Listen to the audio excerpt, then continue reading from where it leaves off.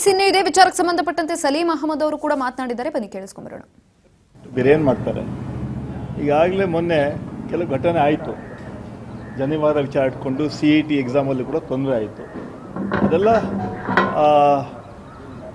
ಚರ್ಚೆ ಮಾಡಿ ಅಂತಿಮವಾಗಿ ನಮ್ಮ ಎಜುಕೇಷನ್ ಮಿನಿಸ್ಟ್ರು ಮಧು ಬಂಗಾರಪ್ಪ ಅವರು ಅದನ್ನು ಮಾಡಿದ್ದಾರೆ.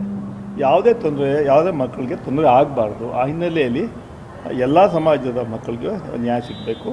ಬರೀ ಅದರಿಂದ ಈ ತೊಂದರೆಗಳಾಗಬಾರ್ದು, ಎಕ್ಸಾಮ್ಗಳು ತೊಂದರೆ ಆಗಬಾರ್ದು ಅಂತ ಬಿಟ್ಟು ಈ ತೀರ್ಮಾನ ಮಾಡಿದ್ದಾರೆ. ಅದನ್ನು ಕೂಡ BJPಯವರು ಮಾಡಿ ಸರಿಯಿಲ್ಲ ಅಂತ ಹೇಳಿದ್ರೆ, BJPಯವರು ಟೀಕೆ ಮಾಡೋದೇ ಅವ್ರದ್ದು. ಪ್ರತಿ ಸಲ ಮೊಸರಲ್ಲಿ ಕಲ್ಲು ಹುಡ್ಕೊಂಥ ಕೆಲಸ BJPಯವರು ಮಾಡ್ತಾರೆ. ಅದರಿಂದ ಇದು ಕೇವಲ ಹಿಜಾಬ್ ಮಾತ್ರ ಅಲ್ಲ, ಎಲ್ಲ ವಿದ್ಯಾರ್ಥಿಗಳು ಕೂಡ ಆ ಹಿನ್ನೆಲೆಯಲ್ಲಿ ಒಂದು ಅವಕಾಶಗಳು ಮಾಡಿಕೊಟ್ಟಿದ್ದಾರೆ. ಮೊನ್ನೆನೂ ಘಟನೆ ಆಯಿತು, ನಾನು 2 ಬಾರಿಗೆ ಹೇಳ್ತಾ ಇದ್ದು, CETಯಲ್ಲಿ ಯಾವ ಥರ ಮಕ್ಕಳಿಗೆ ಜನಿವಾರ ತೆಗೆದು ಅವಮಾನ ಮಾಡಿ ಅವ್ರನ್ನ ಇದು ಮಾಡಿದ್ರು, ಅಂಥ ಘಟನೆಗಳು ಆಗಬಾರ್ದು ಅಂತ ಹಿನ್ನೆಲೆಯಲ್ಲಿ ಈ ತೀರ್ಮಾನ ಆಗಿದೆ. ವಿಚಾರವಾಗಿ ಯಾವುದೇ ಈ ಥರ ತೀರ್ಮಾನ ಆಗಿಲ್ಲ. ಇದು ಮೊನ್ನೆ ಒಂದು ಘಟನೆ ನಡೀತು, ಈಗಾಗಲೇ ಚರ್ಚೆ ಆಗ್ತಾಯಿತ್ತು, ಒಂದು ಮಾಡಬೇಕಂತ ಮಾಡಿದ್ರು. ಮೊನ್ನೆ ಒಂದು ಜನಿವಾರ ಘಟನೆ ಆಗುವಾಗ ಅದಾದಮೇಲೆ ಅದು ಕೂಡ ಚರ್ಚೆ ಮಾಡಿದ್ರು. ಎಜುಕೇಷನ್ ಮಿನಿಸ್ಟ್ರು ನಿರಂತರವಾಗಿ ಒಂದು ವಾರದಿಂದ ಚರ್ಚೆ ಮಾಡ್ತಾಯಿದ್ರು. ಅಂತಿಮವಾಗಿ ಯಾವುದೇ ವಿದ್ಯಾರ್ಥಿಗಳಿಗೆ ತೊಂದರೆ ಆಗಬಾರ್ದು ಅಂತ ಹಿನ್ನೆಲೆಯಲ್ಲಿ ಈ ನಿರ್ಧಾರ ತಗೊಂಡಿದ್ದಾರೆ. ಇದು administrative order of the education department. ಬೇರೆ ಏನು ಮಾಡ್ತಾರೆ.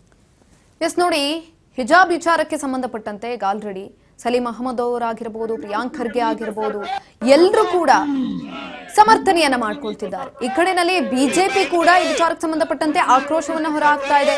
ಇನ್ನು ಹಿಂದೂ ಪರ ಸಂಘಟನೆಗಳು ಡಿಸಿಗಳಿಗೆ ಮನವಿಯನ್ನ ಮಾಡ್ಕೊಳ್ತಿದ್ದಾರೆ, ಇದನ್ನ ಹಿಂಪಡಿಬೇಕು ಅಂತ.